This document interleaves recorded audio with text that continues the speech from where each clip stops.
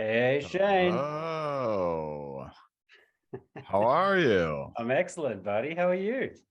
I'm wonderful. Great. Good to see you, man. Good to see you. What's new? Always a pleasure. What's new? Lots and little, I guess. Got a house, bought a house with my lovely wife. What else? Slowly going crazy because I'm getting ready for an exhibition and feel like I've still been in lockdown for the last 6 months. Yeah, But that's okay. That's not necessarily bad. yeah, That's kind of my life up until now. How about you, yeah, man? yeah. Yeah, I mean, my life. Are we recording, by the way? Yeah, but Okay, yeah, no, that's cool. I'll just hide I'll just not mention all the prostitution and stuff. Um, sure. I yeah,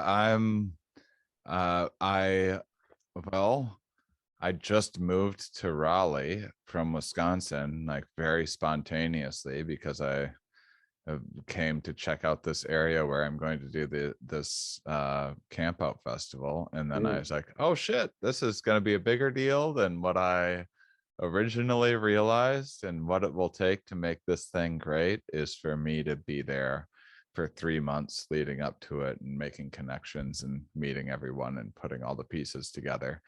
And so it's great. Yeah, so, it's going good. so that's a permanent move.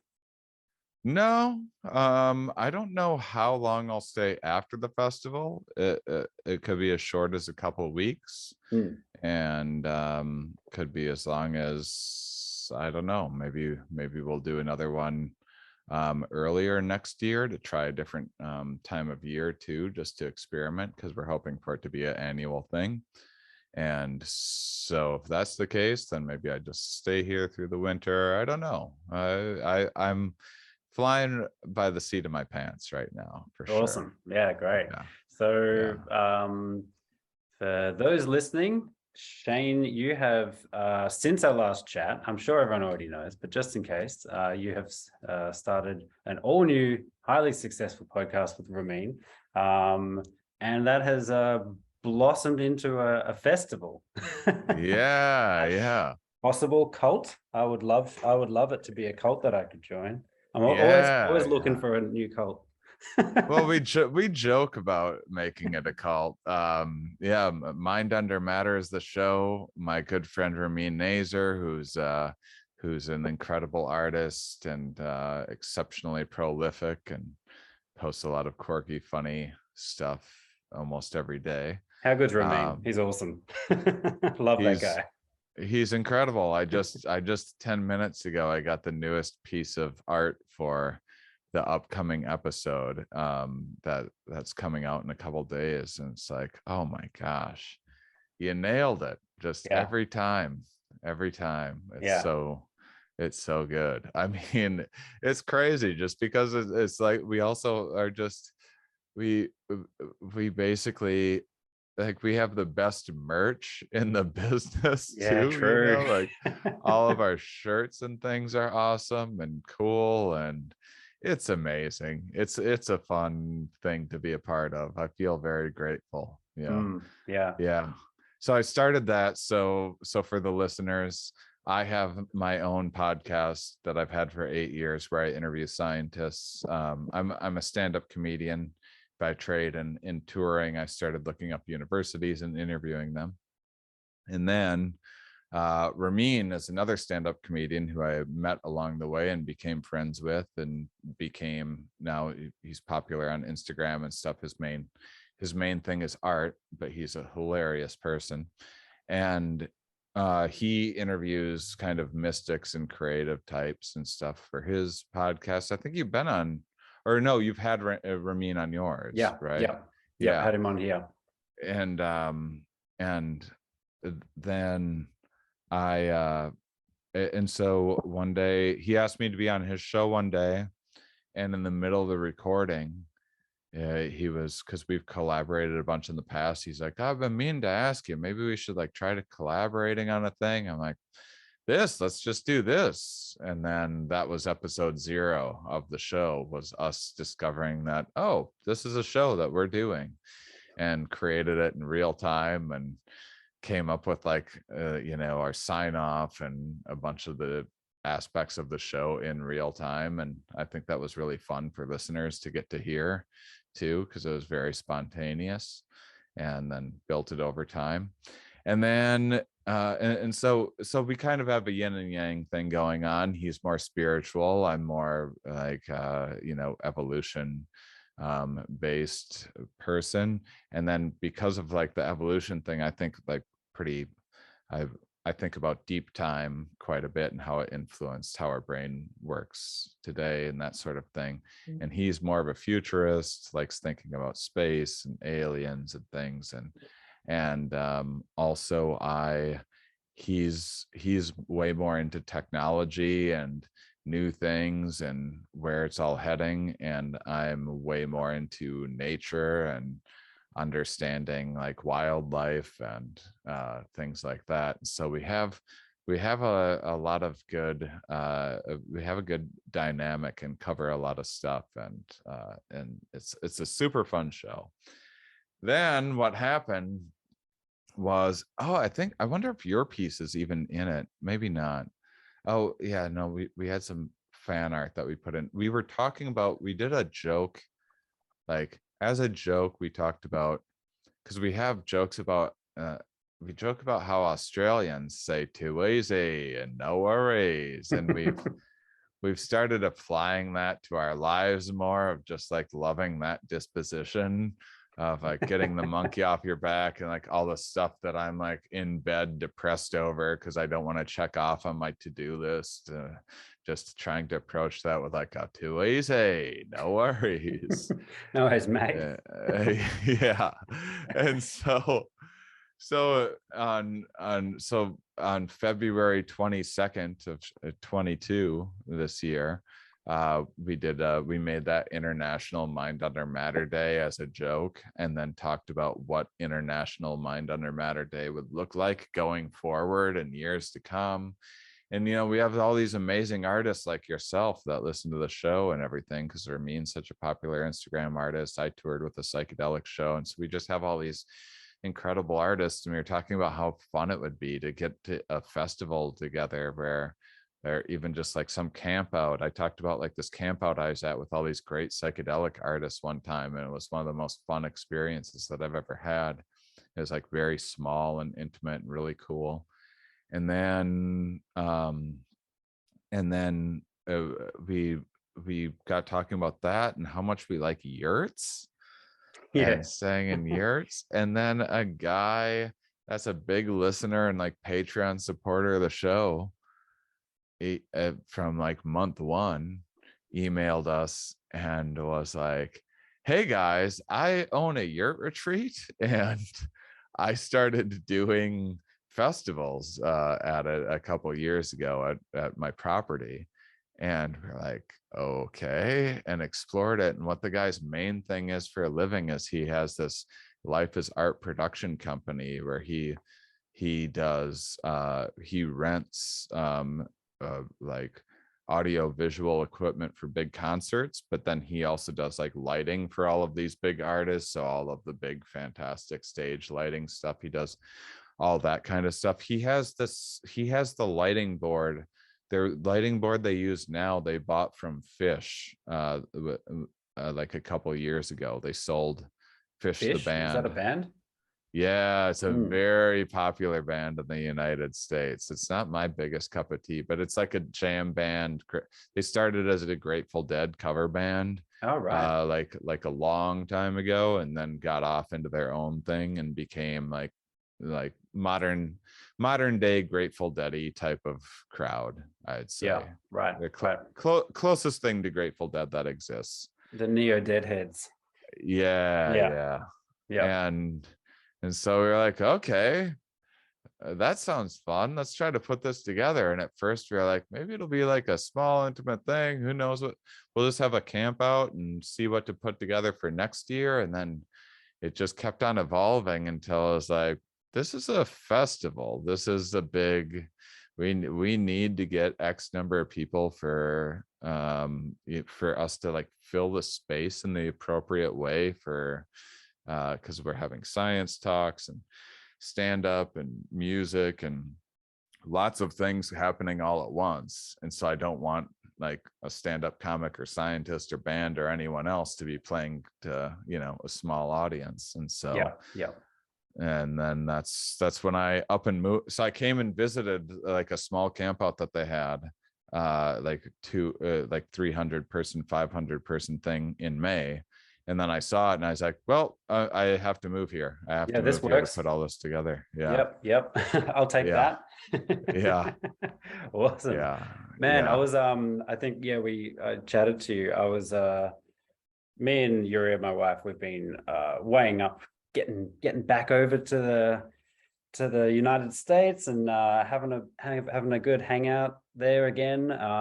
No solid plans yet, but it was one of those things where I've also wanting to do the Ram Dass retreat again, and this Yeah. time round, I think next month or the month after, actually, they're doing a different one, not in Hawaii, but in North Carolina. And then I was like, oh, okay, mountain retreat. That could be really cool. And then I saw your thing. I'm like, oh my God, there's a Mauss that's Yeah. having a festival. I'm like, all the planets are aligning right now, except for my dam exhibition is just kind of just overlapping. Yeah. And I probably could have made it, like wrapped it up, flown straight over, but I have literally watched all my money just plummet into the Oh, ground just I can to only become a imagine. full-time painter for the last 6 months. So So don't be you didn't hard as kids. you didn't go full time till 6 months ago? Well, I've been kind of full-time.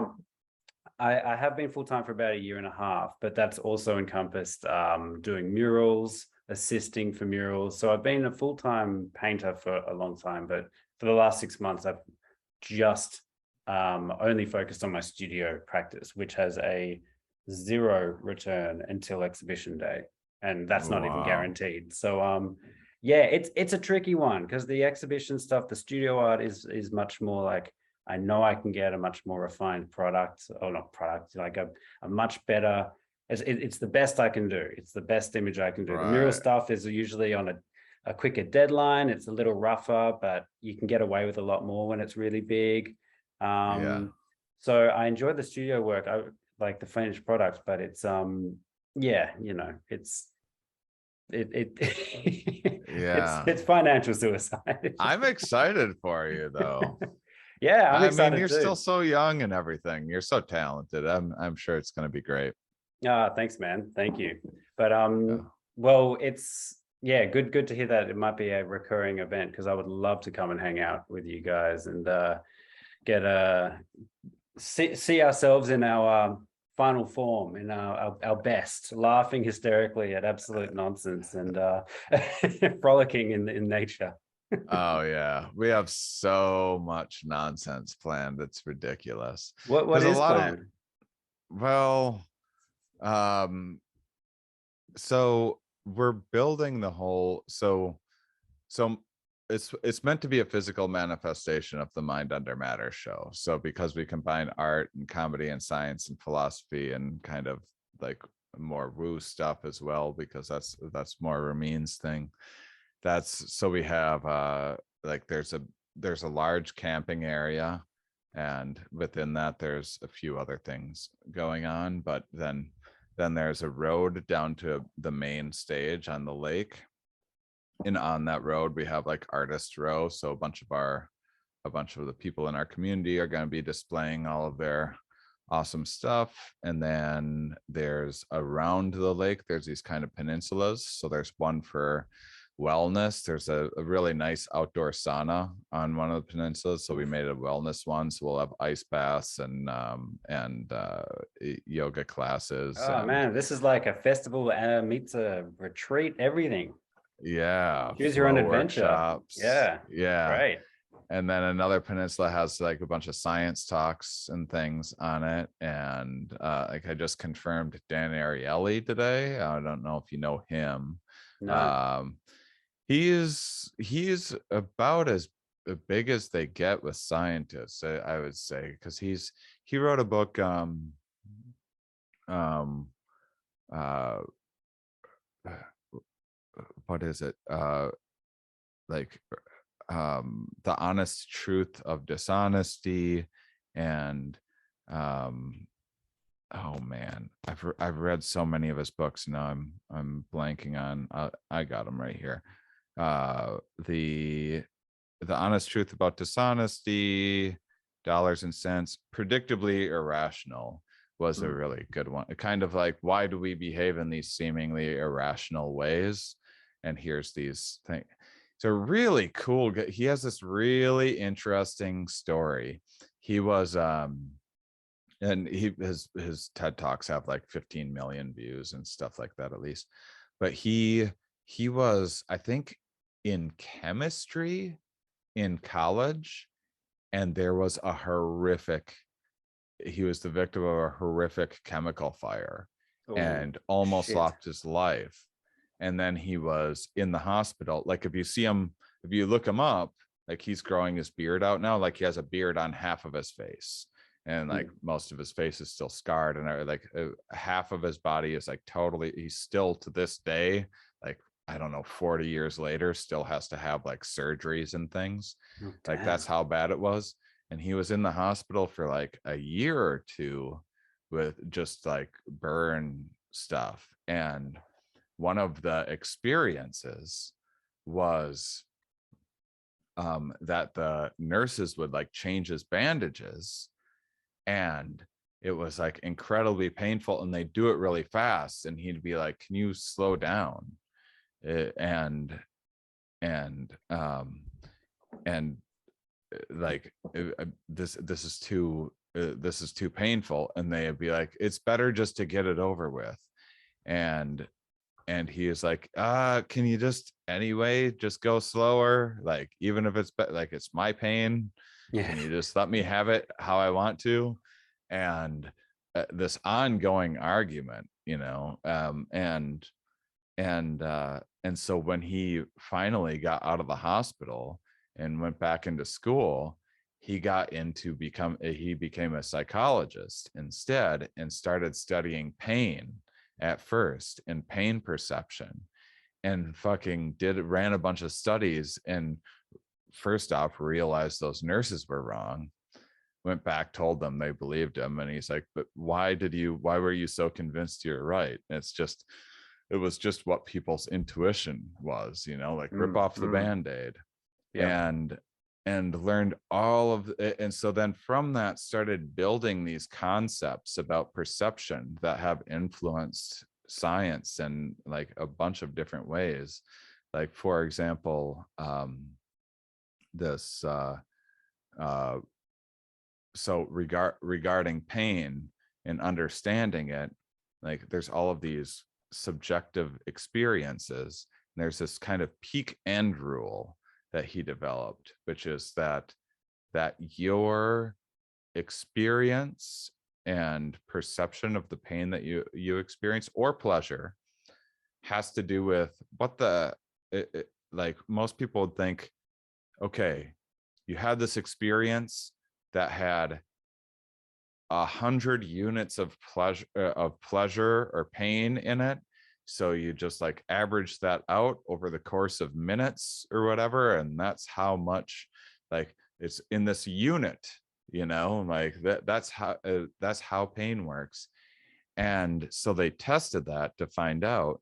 And for one of the studies that they did was they had people, and what the eventual conclusion was that is a factor that we average in, like the amount of pain sort of that we experience, but we pay a lot more attention to the peak of the pain or the pleasure and what the end was, because of like this recency. You remember the end the most, and your brain averages those together way more. So what, like for example, in one of the studies, they would have people stick their hands in ice water that was like, exceptionally uncomfortable. Ice baths are now becoming all of the rage, and I think they're maybe a little silly, but I'm going to try it. Whatever people want to do it, I'm not going to stop people from ice bath. And it seems like a fun silly, it just seems like a fun dare to me, rather than like, this will make you immortal and repair your telomeres. If someone says fucking telomeres, don't listen to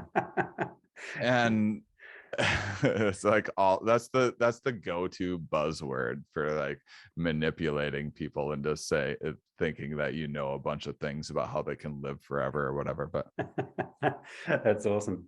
But anyhow, so people put their hand in a bucket of ice for say like a minute. And this is torture. It's not, they're not giving someone frostbite. It's like when you eat a pepper, you're not like damaging someone's tongue, but it is a painful experience.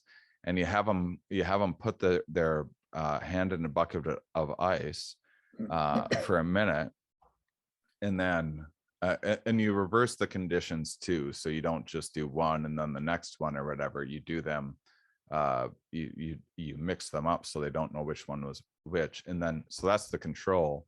And then in the experimental condition, you have them put their hand in the bucket of ice for a minute, and then after that minute they put, without telling you, they put a little bit of warmer water in it. So it's still painful, it still sucks, but it doesn't suck as bad as it did. And for like another 30 seconds. So in the old way of thinking of things, you and then they asked people which one they preferred. They did both, in varying orders. And they asked people which one they preferred. And intuitively, you go, well, one is a minute of horror, and then the other one is that same minute of horror plus 30 seconds of slightly less horror. And so you would think that just the minute is what people would prefer, but people perceived the one that was 30 seconds longer. If pain was just a unit, you just tacked more units on unnecessarily, but pain doesn't work like that, and pleasure doesn't work like that either. And so they preferred the one that tapered off at the end and was less painful at the end. And then this had all of these fucking real world wild implications, like so it used to be that prostate exams, I think they've made a lot of headway on making them more comfortable, because men are, when it comes to men's buttholes, we need to like really go out of our way and figure out the state of the art, this and that, to like make everything the most comfortable. Well, Yeah. 100 200 years will like maybe do, like make women comfortable as well, but this is like this horrifying, the painful thing. What they figured out, so they applied that to prostate exam. You put so they tried all of these various things. They go, oh, okay, do you do it as fast as possible? You get, and it's far more painful, but for less amount of time, or do you do it as slow as possible and it's less painful, but for a longer duration of time? And what they found from that was you do it like right about in the middle seems to be where people reported, like the least uncomfortable experience. But then what they figured out was that if you just leave that fucking prostate device in there for like another minute longer than is necessary without telling the patient how you're doing that, that's the best prostate exam that they've ever had. Just and then if you start moving your finger in and out really slowly, put on some music, that's even better. and you completely change the experience. They should get to give you a hand job if you're going through all of that. We have such a silly relationship with pleasure. It's so weird. Yeah. The boy, am I talking a lot? Last thing. No. You get to be a host again. You know how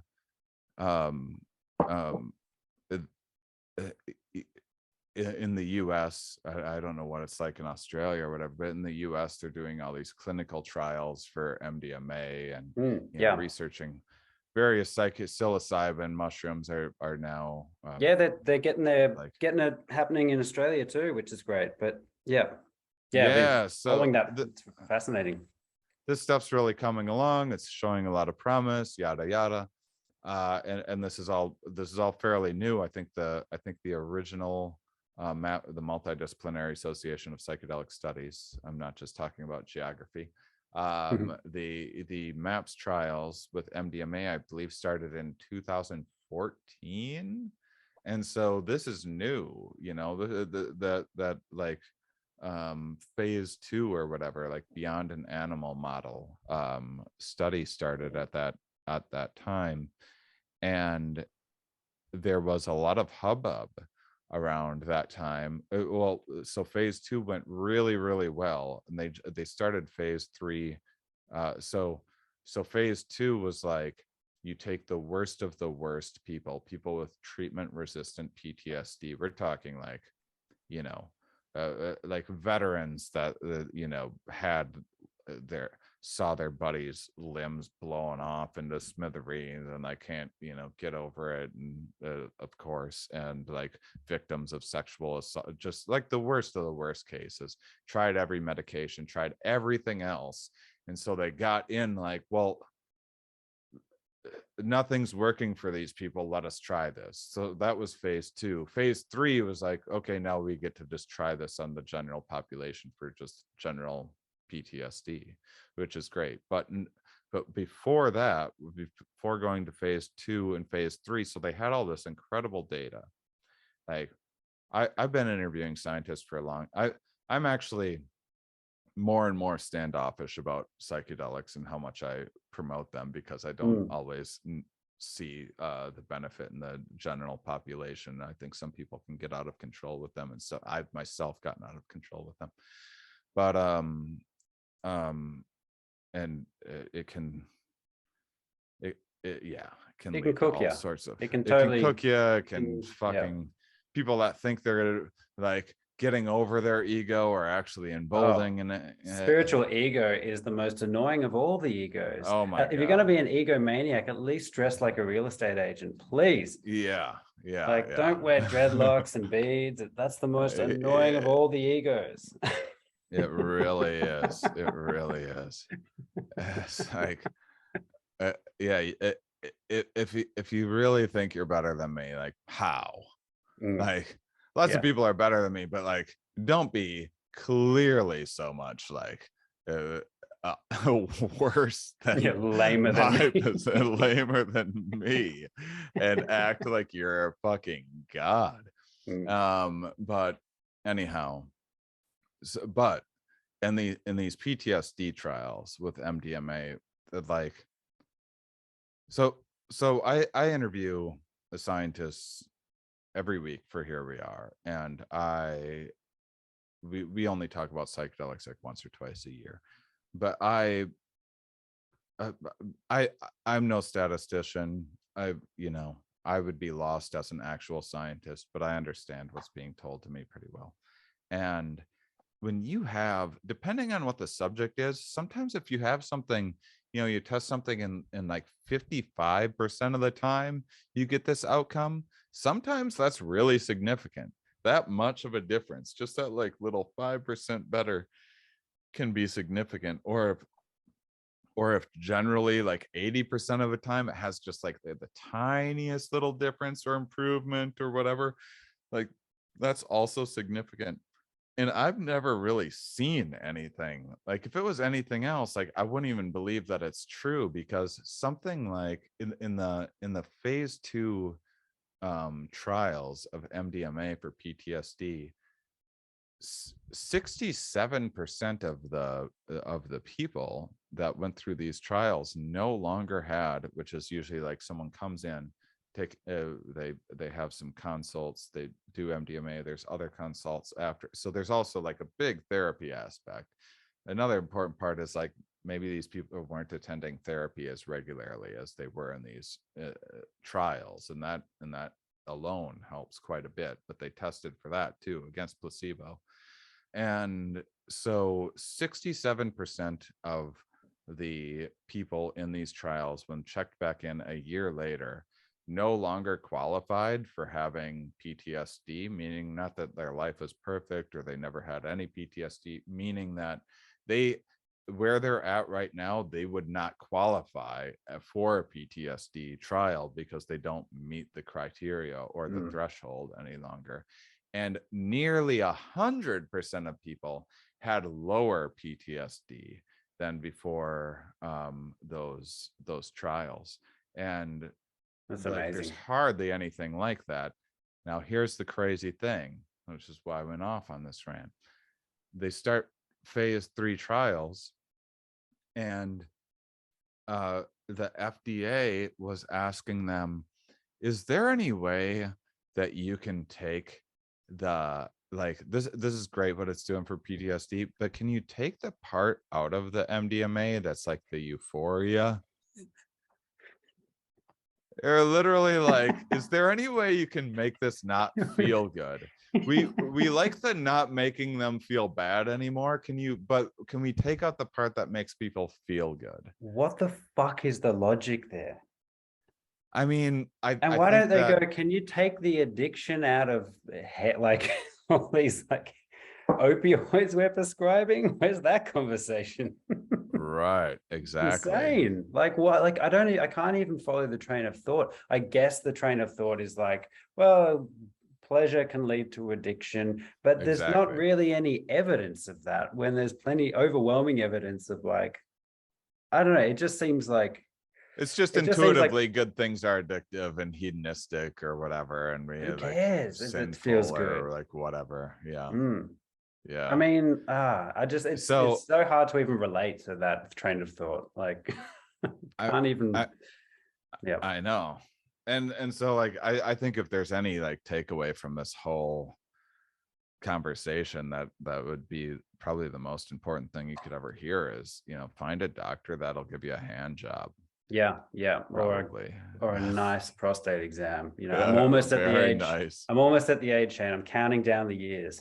I think I'm supposed to have one, and Yeah. I'm just kind of pretending like that's not a thing. I'm 42, which is where, because I always looked young to like everybody. I was on stage when I in my 20s, and I'd be the youngest person on the show, and people be like, "Who's this young kid that was Mm. clean shaven and short hair and all that?" And I think that like I always couldn't wait to get older, but I always had a young face and everything, and I still kind of think of myself as young. I'm so reckless and like spontaneous and everything, and I have so much fun. I'm like putting together a festival and just a comment, so it's just like I have a youthful feel like in my Mm. core. And yeah, it's just like playing pickleball the other day, and I asked someone how old they were, and they're like, "Oh, I'm 42." And I'm like, "What? I I thought you were so much older." So all that's happened is everyone my age like looks really shockingly old to me now, and I'm still just convinced that I'm this young person, but No, it's not. I'm finally kind of feeling that as well. I feel like I'm 35. I feel like there's a the mid Oh, 30s. you have a baby face too then. I Well, thought you were I younger can't than even that. grow I can't even grow facial hair. So that's I don't know if Wow. that's an advantage or a disadvantage, but It ages well. It ages well. yeah, Yeah. well, you know, again, I was like you, I always kind of wanted to uh feel older when I was young, but then all of a sudden it happens and you're like, oh, okay, maybe Yeah, yeah. careful what you wish for. All right. But yeah, yeah. Sorry, I interrupted your train of thought there. No, no, I was done. Hey, I just did the world's longest prostate exam joke. That's all that was. That's all that was for. Uh, I've got full butthole trauma, man. When I went to this is overshare for sure, but when I lived in Japan for a year, I got a bad case of hemorrhoids, oh, and I had to get all that shit sorted out over there while my wife was translating to butthole doctors while I'm getting things jammed up my ass. yeah. It was the worst experience of my life. So I've closed. I'm just, yeah, I'll probably be one of those um stupid old men that ends up dying of something extremely preventable just because of a. I know. I'm so worried I'm gonna be one of those people because I have like such a mindset. It's such a dude thing Yeah, too. yeah, yeah, And then yeah. we just end up like most of our healthcare goes to just managing aging fucking men that could have easily prevented all of this shit but didn't. And Yeah. I like to, I would like to be in a position to criticize, but fuck, I think that's me. I've just been lucky on the with genetics or whatever, just fucking dumb luck. But Mm. yeah, Imagine it's that. Imagine that at the death. It's just like, yeah, it was a very preventable, mild infection that started in his butthole, but he was really he had his mind ignored it. set on proving to the world that he wasn't gay. So, Yeah, yeah. R.I.P. There's well, there's this there's this I was listening one time to this female uh lifeguard that was like they were asking her what the trickiest thing is about, like going out and saving someone's life or whatever. And she she said the hardest thing, well, she is like a babe, uh but just like very athletic and everything. But the hardest thing was that the guys didn't want to like admit that they needed help. Yeah, So like right. they would need help, and then they'd see this fucking babe coming and be like, "No, I got this, I got this." Do you need saving? And I'll save you. and yeah, and so and so then Fuck. and they're like, "What do you do?" And she's like, "I would just sit there. I would just sit there on the floaty and just like a few feet away and just watch them." And just watch them as their heads just slowly start sinking under, and they eventually grab for the floaty. They come around. They eventually they They come come around. around.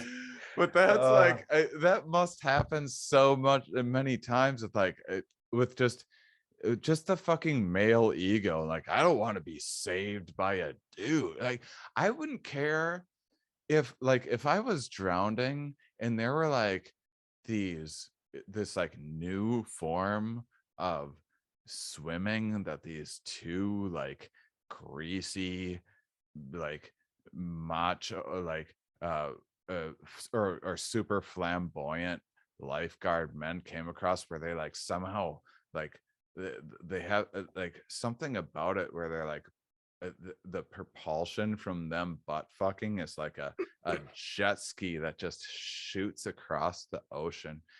Like I would be thrilled if they showed up to save my life. Like if there was like some sort of fucking man pontoon where like they're fucking pedaling by like yanking off each other or something, and you have to like hold on by like grabbing like the smallest penis, like you really have to go for, that's the only thing.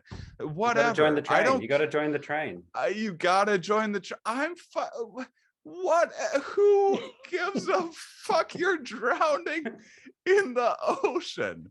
Fucking male ego, man. It's a crazy, it's Oh such man, a it's fucking, so funnily and tragic, isn't it? And it it's really is. And, um, and I'm sure I could, if I were a woman, I'd probably be laying into women as well, because I would like understand the mind more or whatever. But I've always just been like, man, it's fucking stupid sometimes being a yeah, dude. It's yeah. so dumb sometimes. I mean, have you ever like tripped over or and hit your head or something, but you're in public and then you overcorrect and you've actually like really hurt yourself and you're like, nah, I'm totally fine. It's like, dude, you're losing a lot of blood right now. I'm fine. I'm absolutely fine. I'm just gonna get back on my bike and drive off into the sunset. It's like he's missing all his teeth. Oh Just can't be yeah. embarrassed. No, no, no. I got this, everyone. I got this. I I am in got control.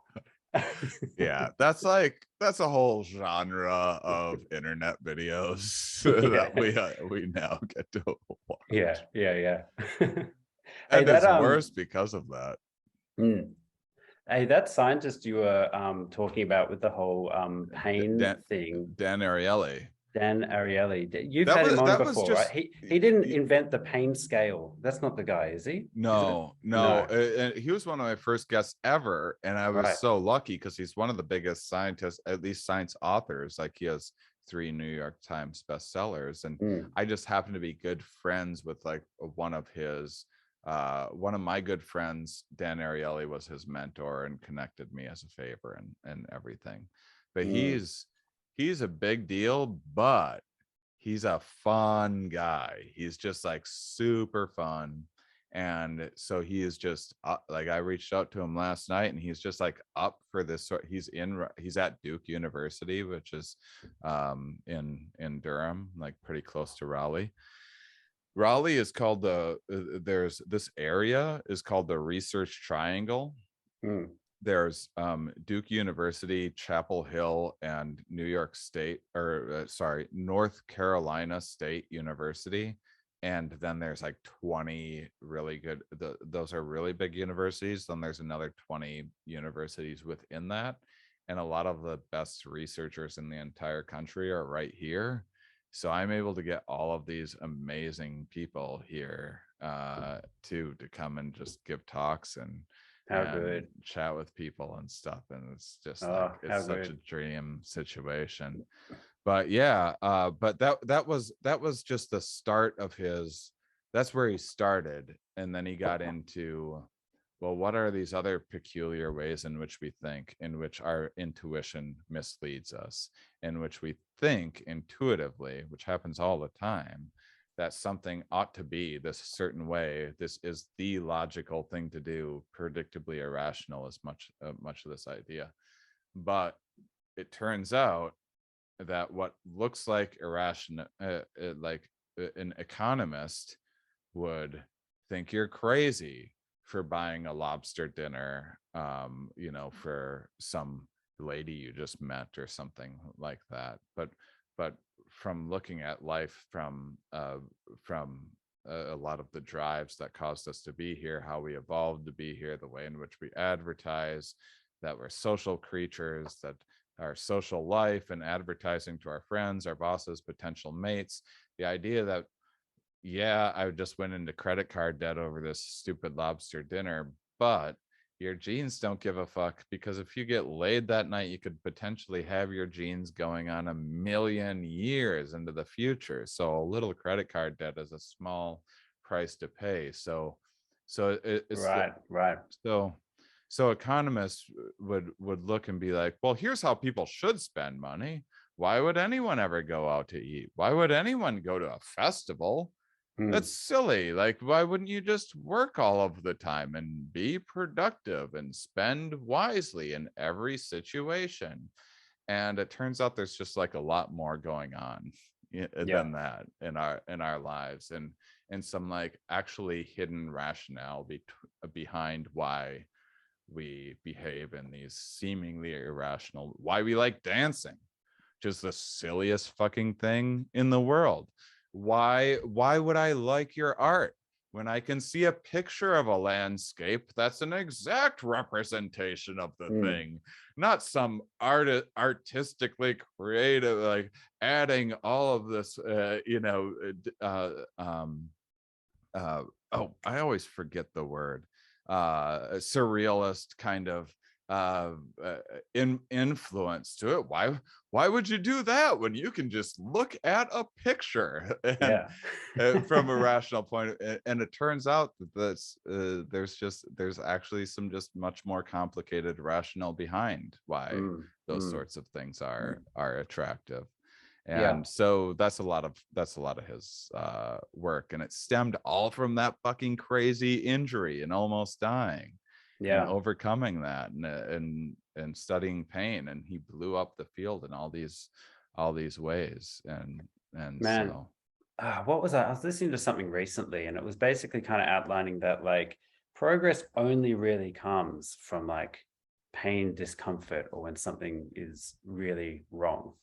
That's kind of the only reason progress happens. Like you kind of can't have one without the other. You kind of can't revolutionize.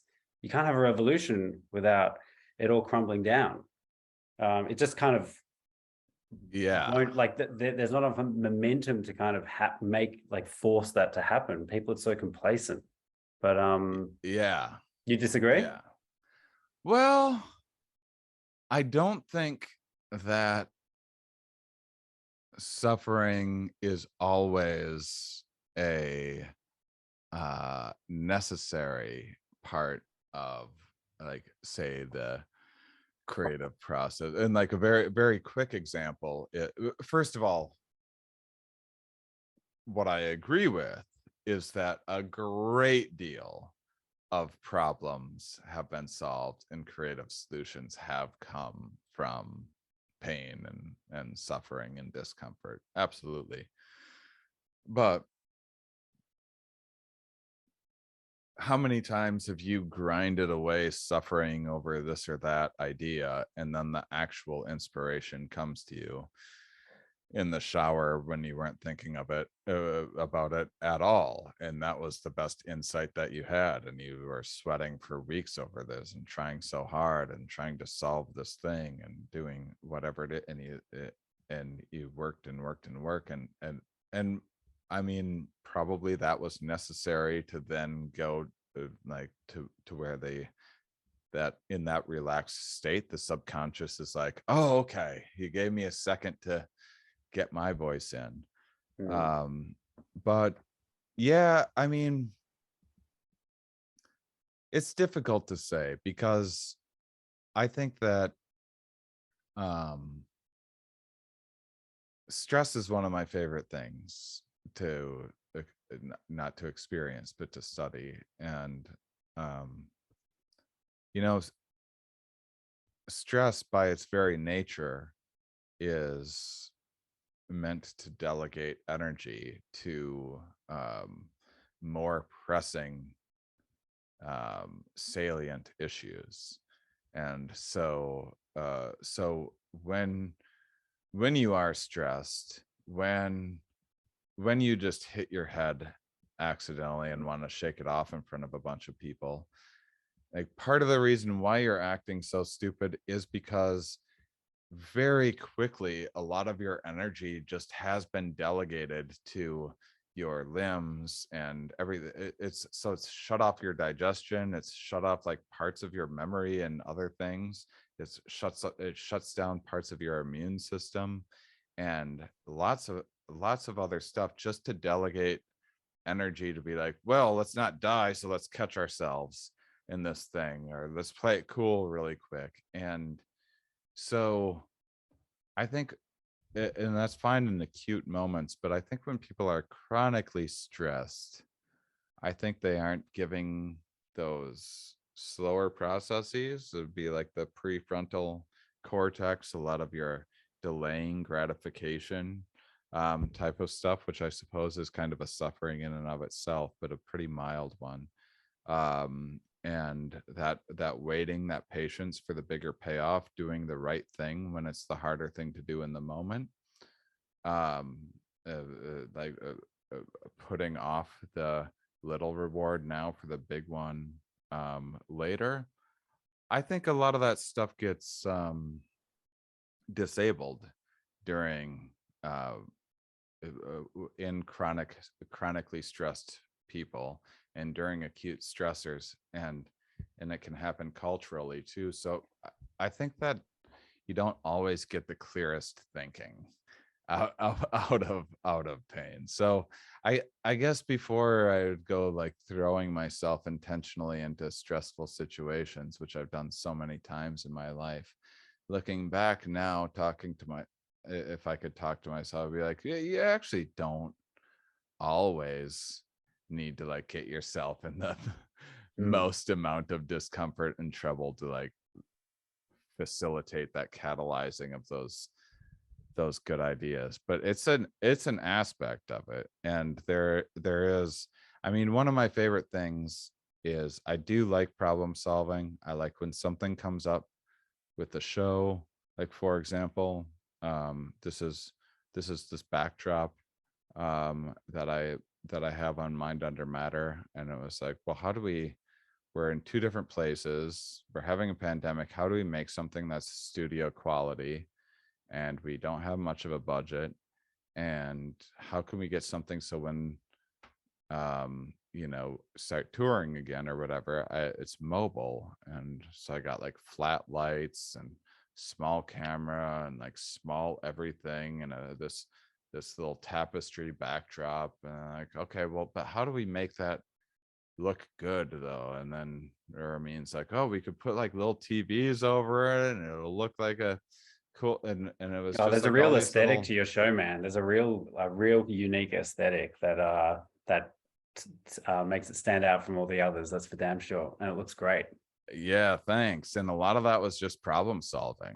A lot of Mm. that was like, how do we pull off a professional, like I really put my foot down. I was like, well, I'll go into debt. I'll spend all the money that it takes to, because I believe in this show, to make it a professional looking show. Yes, And then Shane, go we into debt. Go into debt. and That's then what we you. thought, well, I always start with like, what is the ideal? And I Mm. think like, well, what can I get for like less than, like, what would be like that? And then from that, sometimes you think of a better solution. You want me to here, you can't say what this is. I'm just going to share this with you. But this is Sure. like a creative problem that I solved. I'll share it on Instagram here. Where we needed to think about weather and comfort, and varying kinds of weather and what might happen. And then also, how can we, so it's a video that you'll have to play. And then how can we like dress Nice. dress Excellent. that up That's so for cool. yeah, dude. So that's like, oh, that's $40. And if I wouldn't have like had that problem, I wouldn't have like done the searching around and came across that and been like, oh, that's it, that's the thing. And I'm going to sprinkle those all over the fest, Yeah, stuff like that. So it's gonna look yeah, great. I mean, Hey, that's I like, oh, you're going into debt kind of thing ties back in with this irrational behavior of mhm, that we are kind of talking about before. Because I mean, that's when you really believe in like your idea. yeah, Like yeah. I find myself very much in that position too. Like, why would you throw all your money in? What a bad investment. You That's like, should believe in yourself. Your yeah. stuff is amazing. Thanks, man. I Right back not at you. I mean, it's just not enough people have found it yet. That's all. It's not even that people don't appreciate it. Like, you're in such a, no one's going to look at your work and be like, nah, I don't like that. Like, it may not be exactly the style that they're looking for or whatever for the place in their house, but no one's going to look at your work and be like, I don't like that. It just hasn't, not enough people have found it. Like, anyone would love to have one of your pieces in their home.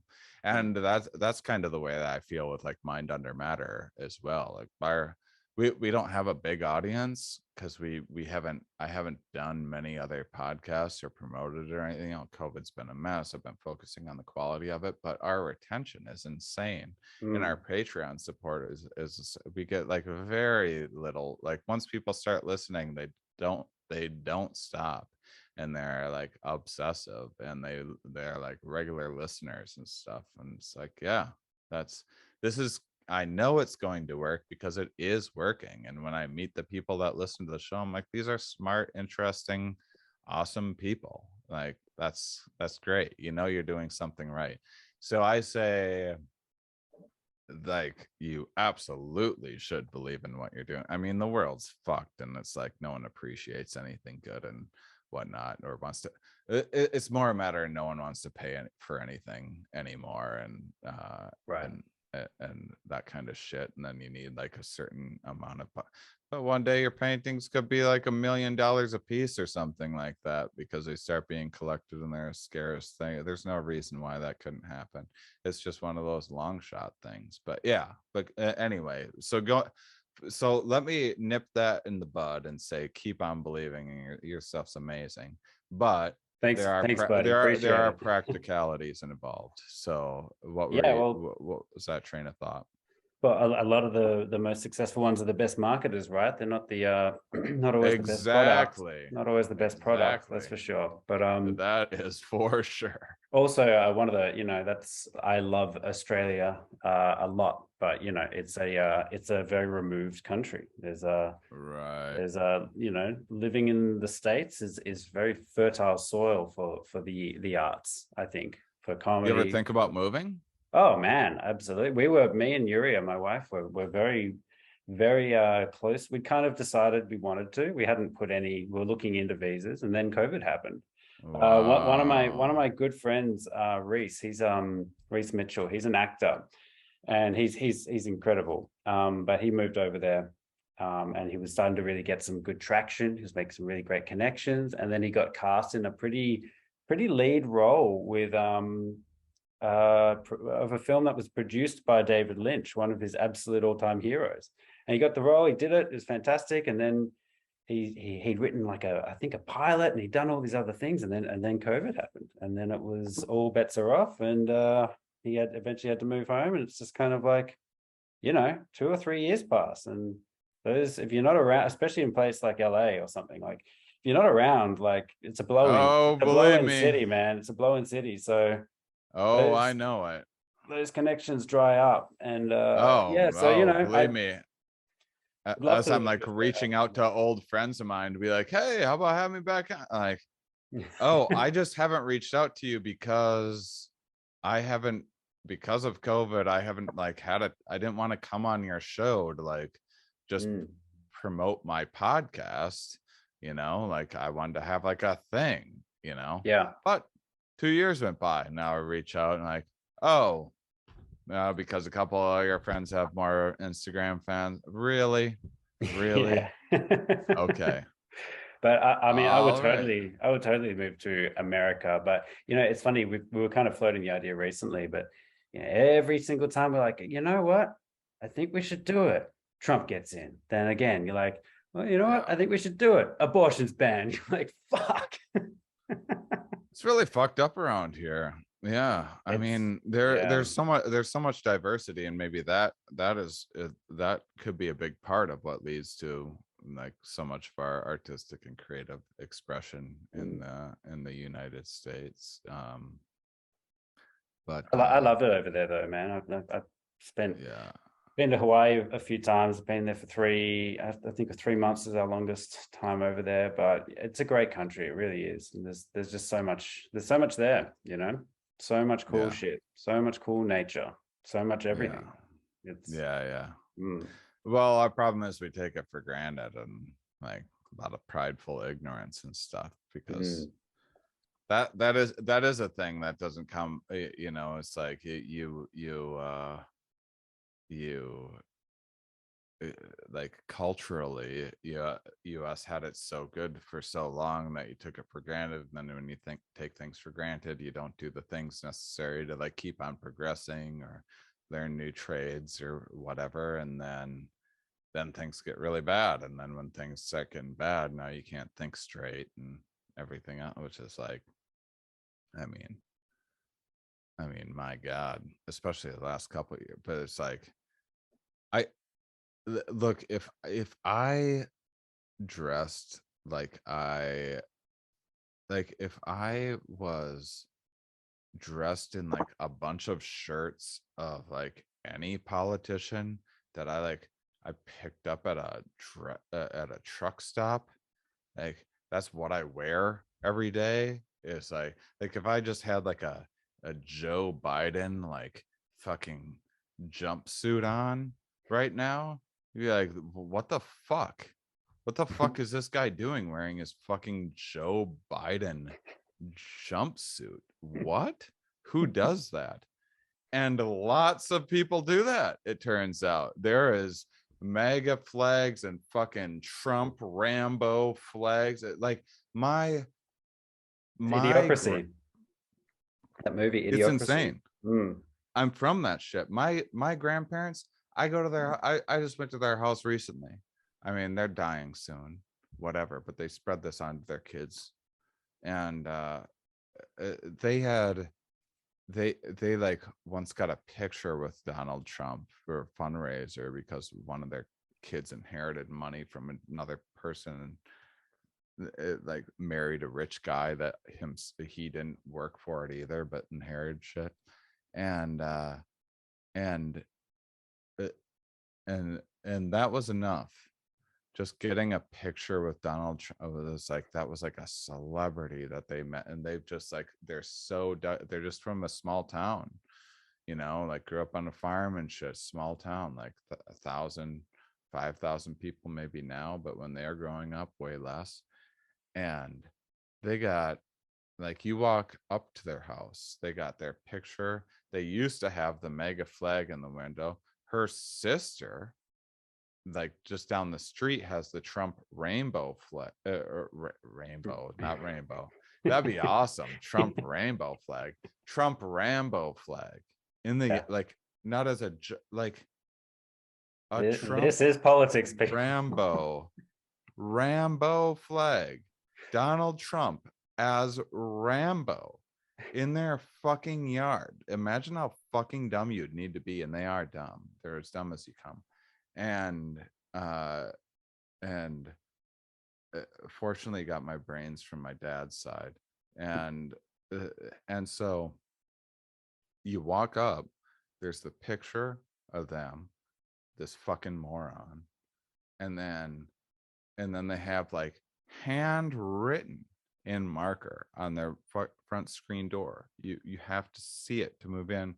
Is just all lives matter, handwritten. They didn't bother to just get an all lives matter fucking sign.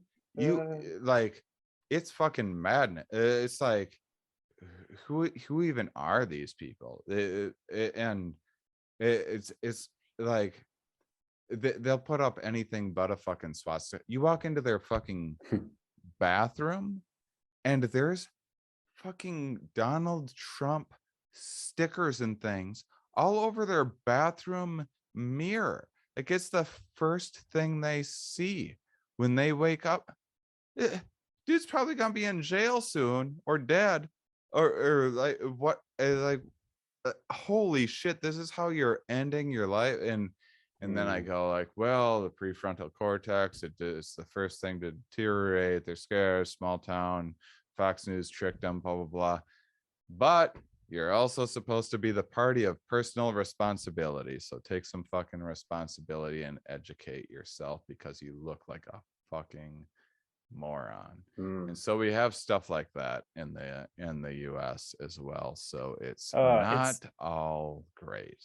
I'm pretty addicted to the Magaverse, to be honest. I think it's like, it's just such a fascinating Yeah, experiment, I guess, or I don't know what you call it, but it's so, like, I kind of think it's, when I was young, when I was in year 8, so I was 14, 12, 13, 14, 9/11 happened.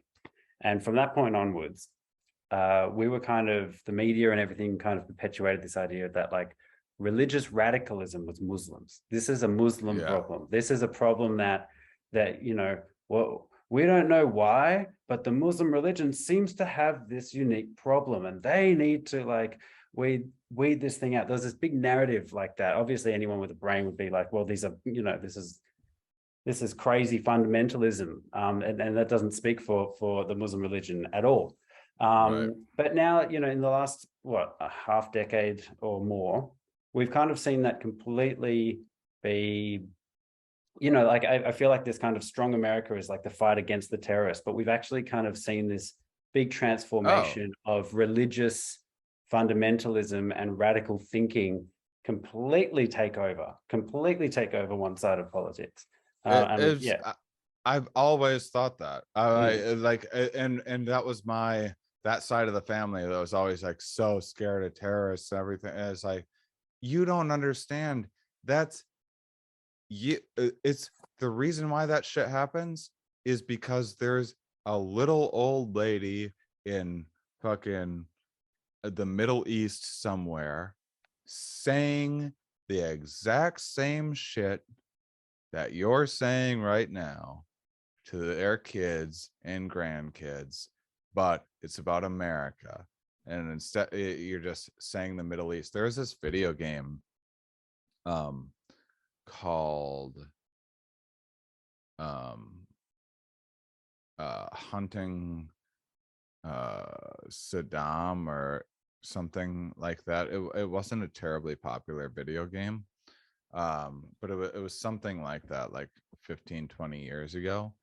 And then what happened was there was some people in Iraq, some programmers in Iraq that changed the skin of the game. That's it. Right. Like everything ran the same. It was like, you're a first person shooter, you go around, there's a building here. They didn't change a thing.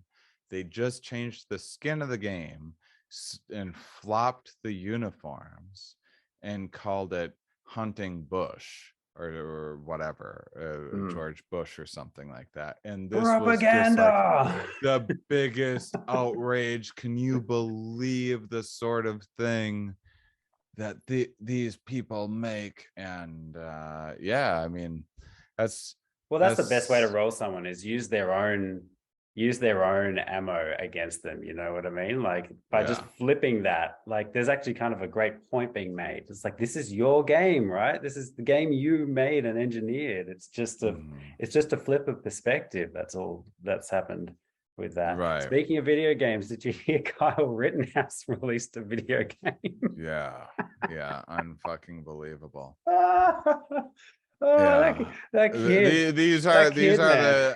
These are the kinds of these are these sort of great creative advances that come out of pain that you were referring to earlier. Did you see, like, when he first came out after all that and Fox News was championing him? I don't know if it was a CPAC thing, but he comes out on this stage and like firework lights, like boom, it says Kyle Rittenhouse, and everyone's like, yeah. Like, what did he do? He just shot people. Like, and got off on like a self-defense technique. Like this isn't what is happening right now. It's literally, I just like, it's sometimes you just gotta laugh, you know. It's so tragic and insane. You also just have to be like, this is beyond parody, right? Yeah, and the reason why there's so many similarities in between those groups, and they can't possibly understand why, is just, it's just part of one's personality, which is impacted by genetics and environmental cues and things. And so, I mean, it's possible that there's a great deal of deterministic things that happened in those people's lives that made them happen that way. But at a certain point, to me, it's like prideful ignorance. Like I don't think like I know plenty of people that were better off than myself that like just didn't care to learn or educate themselves and think it's like cool to be really tough, and part of being tough is to like never learn anything new and not like new things, not like different things. But part of it is just there. So there's these these big five personality indicators that are kind of well known. I'm sure you've heard me talk about them on the show, or maybe I've talked about them on your show before as well. But there's conscientiousness, which is like how messy or dirty are you, and everyone's on a continuum, right? So most people are in the middle on these traits, and then there's the extremes. And there's no, like, from an evolutionary standpoint, there's not necessarily a good or bad. There's a reason why, like, you get a little too far into the clean department, you get OCD. You get too far into the reckless department, your life falls apart. And then there's agreeableness, there's extroversion. There's men are more agreeable. Women are more agreeable. Women are more disagreeable. And that's why injustice. It's like the only Oh, reason. That's you the got the only U. reason I know about those things is from You Jordan the Peterson U-ball. clips. Yeah, yeah, yeah. Sorry. Keep going, Yeah, keep yeah. going. Yeah, fuck that guy too. That he does all the work that I like normally. I Like used to be a he fan of his, actually. I he, used to think he he was pretty good, but he's gone off the yeah. deep end. Why does he cry so He, much? he really went out. He is so weepy. He's just such a Why? weepy. I don't want to show. I don't want to cry like cry shame for men crying. I think it's fine. I think No, it's nice. Like I think we should cry if more, sometimes things but make you not emotional, for but show. every interview, dude, every He's interview just he's so in love crying. with his own words. And Sorry, interrupted the train of no, thought. and so then openness is the one that Jordan Peterson would be talking about. But this is before he hijacked it and made it more popular. This is how personality research is thought about today, and it's because they went through every kind of emotional state and personality that there was and put them kind of under umbrellas and then simplified them into 5, but any one of those 5 breaks down into way more complicated stuff. That's just painting with a broad brush just to convey the point. So openness is the one that is necessary in talking about politics because it's the biggest predictor of your political stance on things. And so if you're high, and most people are average, if you're high in openness, you have a lot more of a tolerance for ambiguity. You don't mind the unknown as much. Like it might be scary for you to take this risk on this studio, but it's a whole fucking lot scarier to a lot more people. And that's why more people don't do it, because as scary as it is for you, it's way scarier to a lot of people. You're like clearly higher in openness and, tend to read more, travel more, tend to like newer things, probably eat it like try new foods a lot more, so tend to seek novelty a bit more, tend to seek novelty in music and watch like higher brow television, etc. And not that all of those things need to line up and there's not exceptions and you don't watch a game show or whatever, but that's the gist. And then on the other end of it, if you're very low in openness, just new things are scary, like whatever you're raised to believe that was the truth, that's dogma, that's what you need to uh there is no questioning it.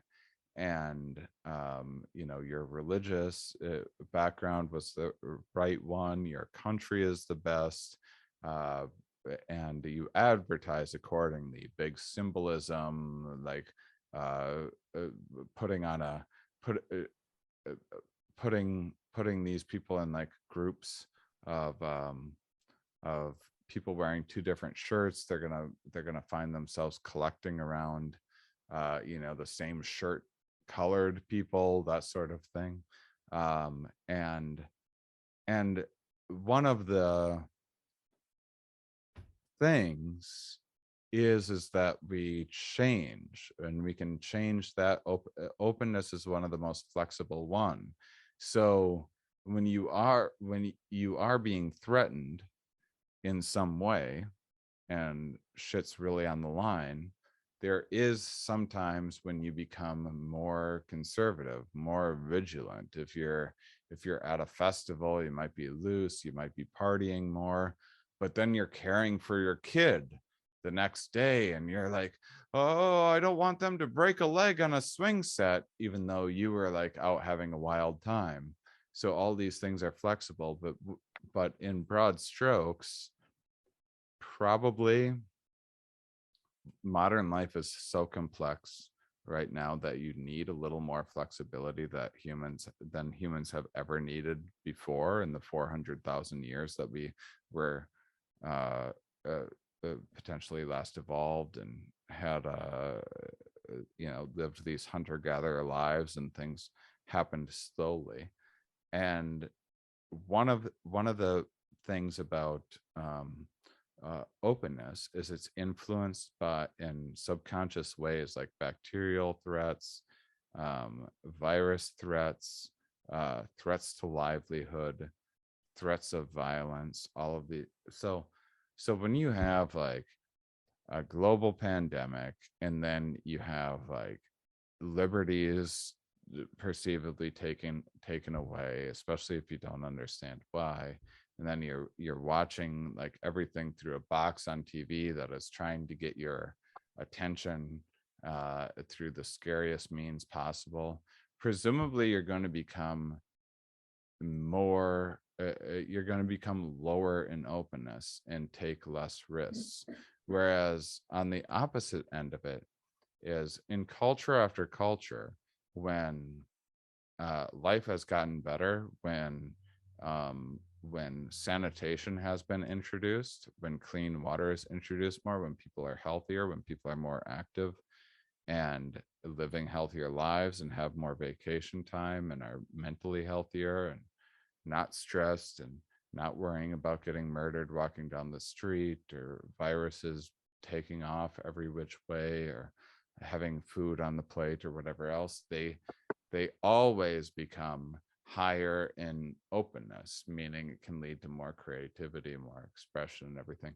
And so I think that actually, like, for as you know, when people complain about wokeness or like whatever else, I always think like, well, if you want to live in a sanitary, healthy place with healthy people, with good food and less crime, you're just going to have a population of people that are more open and are therefore to you going to be a little bit more weird, you know. Right. But like, life is fucking weird, everything's weird, you just aren't realizing right now. I'm talking to you, you're in Australia, I'm in the United States right now, we're talking through satellites to this thing for like hopefully a few people to listen to for whatever reason.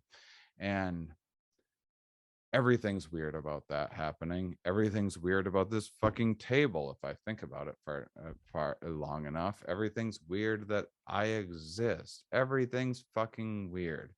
So for us to live in a healthier, uh, safer, um, uh, cleaner environment, like, people are just going to need to understand that sometimes if they're a certain personality type, that might come along with like some people being more creatively expressive or different than what meets their like delicate little sensibilities of things. And because the other way to go about it is that things could go downhill, and then the population just keeps on getting more conservative, which makes more shorter term decisions and makes more self-interested decisions and doesn't take advantage of the fact that we're social creatures and altruism and cooperation helps a great deal. And um and it can just spiral downwards to no end. So fuck you, Jordan Peterson. I just took all of your same logic, spun it around the same way. Are you that obsessed with fucking trans people? You fucking weirdo. You think about trans dicks more than anyone on the fucking planet. Why? Why are you so fucking obsessed with this, you fucking edgelord Joe Rogan fucking Remember when Alex Jones got caught like showing his phone and there was or his laptop and there was a tab open with like some trans porn and it kind of went viral? Do you know about that one? So oh my like god, of the course. classic hypocrite kind of thing, just like I just saw having a cheeky whacking off to some trans porn, are you, Alex? I just saw there's this guy Gad Sad I'd have on my Yeah. podcast years ago, and then he became this fucking like red pill Joe Rogan guy because Joe Rogan created this fucking market for any like, I'm getting canceled from academia and aren't these liberals well, we're the most liberals in school getting an education. easy fucking target if you want to pick on like people being open and and interested in understanding others, and it's part of your tough guy personality is in being incredulous towards people that might be having a harder time and that for some reason is tough to you. And one of these guys, God Sad, goes, I just looked at his Twitter page the other day for the first time in probably 6 months, because I was like, I wonder what that fucking moron is up to. And recently on Rogan, but yeah. Oh, of course. And then he it was something because it was like, because everyone went silent, all the red pills went silent during when the Supreme Court thing came out with the abortion stuff. Like, Rogan hasn't said much about it. A lot of people are, all of a sudden, all these free speech red pill fucking people are like, oh, whoops, look at the audience I've built for myself, and now look at what I'm going to have to double down into if I want to keep on getting this income from people that aren't interested in educating themselves. And I went on Godsad's page, and it took me like he posts like every hour of his life. It's fucking weird. And he posted like someone posted some stupid meme of a sign of like, oh, if this is about women, then you have to have a vagina to talk about, or something like that. Like some slam on trans or something. So then he goes, okay, but there's women that have 9-inch penises that are walking into locker rooms. Wow, Gad, you know, when I think about trans people, I haven't once in my life pictured a 9-inch penis. You fucking freak. You fucking weirdo. What the fuck is wrong with you? Fucking fantasizing about fucking 9-inch trans penis. Fucking trans dongs and hating yourself for it so much that you have to post it on Twitter.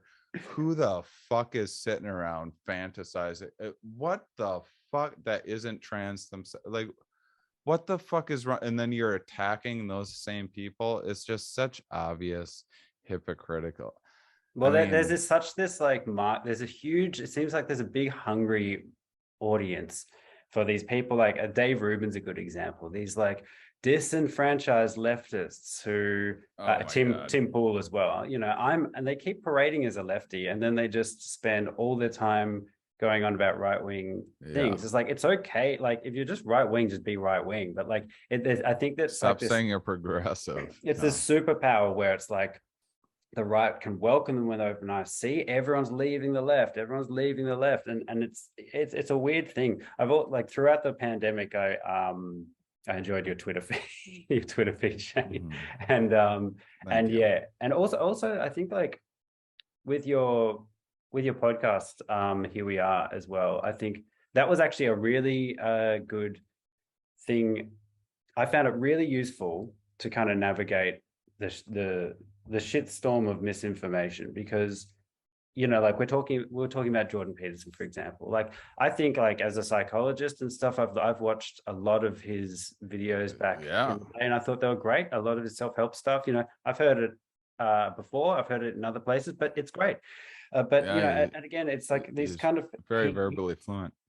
He got to a point where he becomes almost like this oracle, you know, almost like a guru or something, and then he's kind of weighing in his 2 cents on all like climate change. Like, he's saying all this stuff on climate change, dude. You're like, it's not your area of expertise at all. And people like, see, Jordan Peterson thinks climate change is rubbish, and he's a really smart guy. And he doesn't even fucking he wouldn't believe that stuff if he didn't know there was a market for that. That dude knows how to fucking interpret data and look at things and think critically if he wants to. He just cares a bit more about being a celebrity, and once that shit happens, that can hijack anyone's mind, clearly.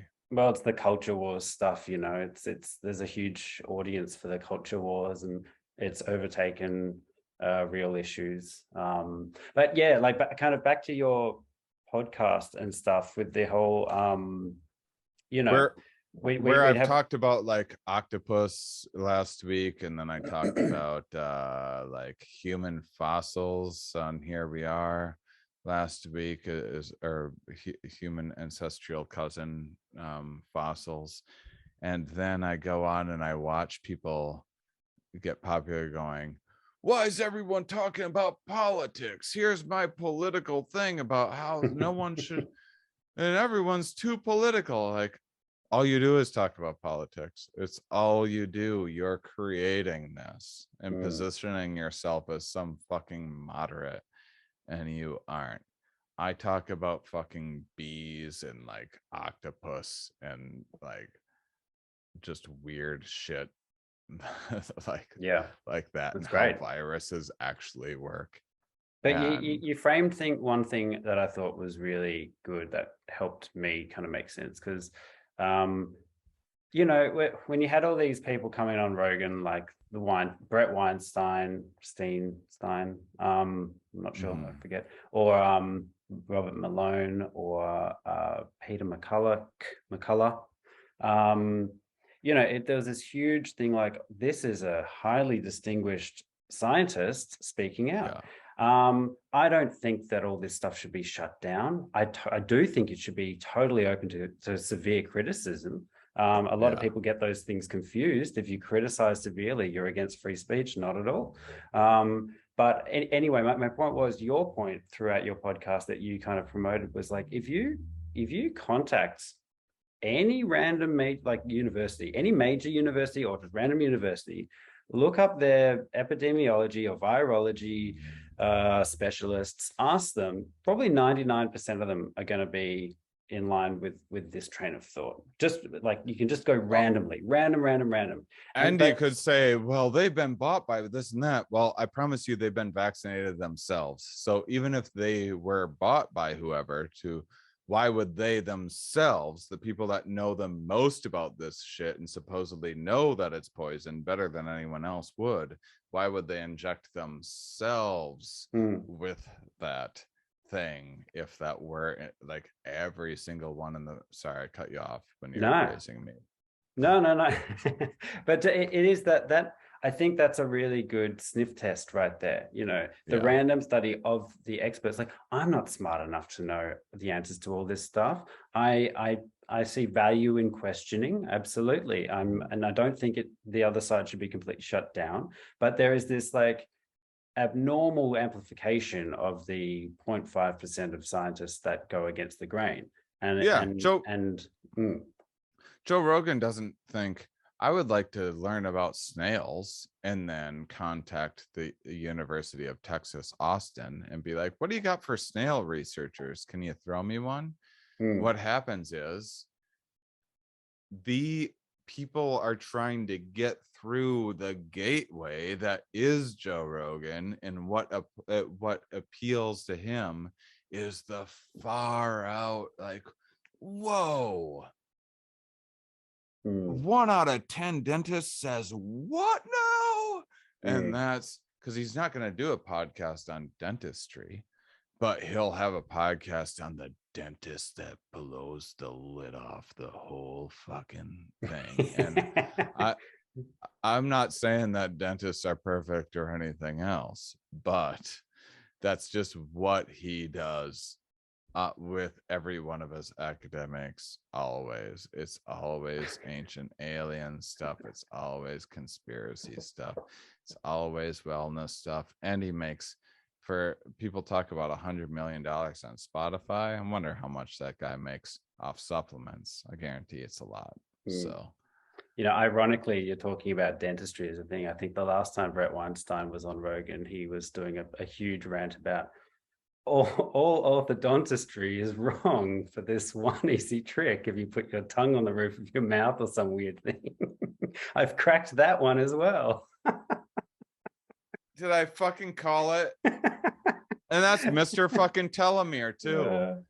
He came up with an idea in like the 90s about like lab rats or whatever, and then it just didn't bear out because he didn't know how to do science, and then he just got obsessed with this idea because we're all humans and he's just not a great scientist. And like, and then it became like they're stopping me from saying the truth because this would change everything, and there's this motivated. Oh my god, that dude is fucking, yeah. I wish he would walk around with his tongue stuck to the upper roof of his mouth way more often. And Controversy is the trade there, isn't it? That's the thing. it Controversy is the really trade. is. That's what's, yeah. And that's kind of what I see. And you know, like, I know a lot of people might think, oh, you're just closed-minded to other perspectives. It's like, well, no, like I listen to, I hear it out. I navigate just like the rest of you, but Yeah. I'm not smart enough to understand all of these things. So I do look to the experts, you know, there's Yeah.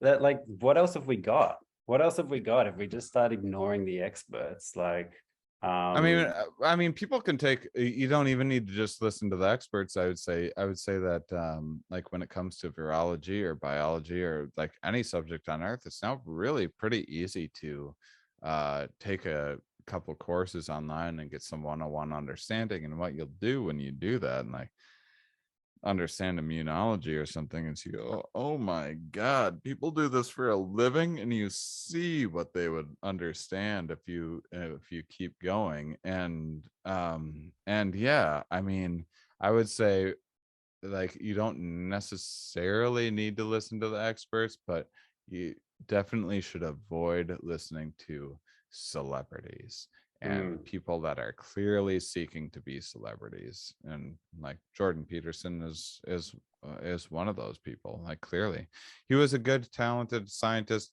or psychologist, uh and spoke well and everything. And no one ever would have known who he was if he didn't then get into like non-binary, like trans drama or whatever. And that's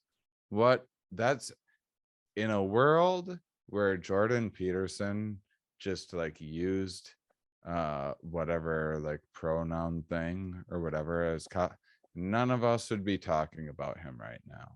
mm, So that's what he is known for, and it's a thing that he is not an expert on at all. And that's what he's known for. That's why he's known. That's why he's famous, and that's the sort of thing that he's doubling down on, which is a bunch of red pill horse shit, which is a hoax, which is now what people are realizing now that they're like dramatically taking away women's rights, and then now like going hardcore after minorities and everything else in the United States. So we'll see what'll happen. I don't yeah. know. The rise and It's fall of kind of the scary. intellectual dark web, I think, is it's a funny thing, because there's something was very, very captivating about that when it all rose. You know, I think there Yeah. were a lot of interesting ideas that, and I did used to see a lot of the value in these interesting conversations, early Rogan with these kind of right wing thinkers, because that is outside my bubble, and the civilized conversation with someone who thinks completely differently. I think there's a lot of value to navigating ideas. Navigating anything. I think Absolutely. I really One think actually hundred Rogan did a percent. really good job early on, but Yeah. I think now it's kind of got to a point where it's this bizarre echo chamber, like that James Lindsay guy. I've had him on my show years ago, and He's gone full MAGA. I almost deleted him. I'll leave it up. It's No. I mean, after I recorded, oh before right. anyone in the world knew Mm. who, like, there was someone that connected me with this other fucking asshole who was like nice to me. And then I had him on my show. And I'm like, wait, what? What are you talking about? It was like 8 years ago. I didn't even know half this shit. And I was smart enough to know, like, Mm. I smell a Peter, shyster. yeah, real fucking shyster. Peter, let me get his fucking name because I'm just gonna blow people up. No, it's not gonna matter at all. Not gonna matter at all. Um, Peter. Let's find this. So what happened was I met this fucking asshole. And like some young scientist that like I was friends with in Portland and was like became friends with my girlfriend and stuff. And she was like, you should have this guy on. She apologized to me like a couple years later. Peter Boghossian. Haven't heard of him. And I reached out to this guy. He's been on Rogan once, I think. And I met this guy and he was just like he was nice. He was like, oh, let's meet at a restaurant. And we meet at a fucking restaurant. This is before we recorded or anything. I've never met this guy. Can we meet first? We meet. He's with some MMA fucking taekwondo instructor. Like, okay, you just brought a taekwondo instructor with you for whatever reason. And then he shows up and he's just got a head full of steam, but like he's losing his job. He's a bad academic and he is losing his job and he is taking it out on what I'm saying right now is so controversial about free speech in academia. I was like in the early days of this. I had a front row seat of this stuff. And this guy's like, he's fucking manic and he's going on about how he's either like how he is either gonna get fired or he's like, I promise you right now, I'm gonna be on the cover of Time magazine within 6 months. And he's like, ego much, bit of narcissism disorder there. Yeah, and he's like going on about how he can connect me with like, well, I kind of know Sam Harris. I could connect you with Rogan, all these, and I'm like, no scientist I talk to ever talks like this. No one, I've never met a scientist that cares so much about fucking celebrities and like all of these stupid, like just name dropping people that can name drop, like third person name dropping and stuff. And I did an interview with him. I'm like, yeah, this is a bunch of horse shit. And then but he's a nice guy. I'm like, okay, I already lined this other thing up. And so he was like, oh, I have this other guy in town you could have on. So I had James Lindsay on my show and I was like I was pushing back a little bit to the stuff that he's saying then. And, you know, like he has a good vocabulary, I guess, and was like throwing that around quite a bit. And I'm like, okay, I almost deleted the episode after, but all that is to say is I met all those fucking people. I've been watching all those fucking morons since before Rogan. Some of them just snuck their way on to Rogan. That's it, through like edgelord shit. I wouldn't have let someone on if they were gonna be like, I have this fucking groundbreaking idea about how fucking trans people are like ruining the world or this or that. I like it was some, you know, Trojan horse kind of stuff. And so anyway, like I don't know whatever the fuck is happening with Rogan, but I think he is probably enjoying or at least for a little while enjoying that he's like getting to hang out with these intellectuals or something. And I think that a handful of intellectuals have figured out this hack, which is if you do like, well, this is the science they don't want you to know.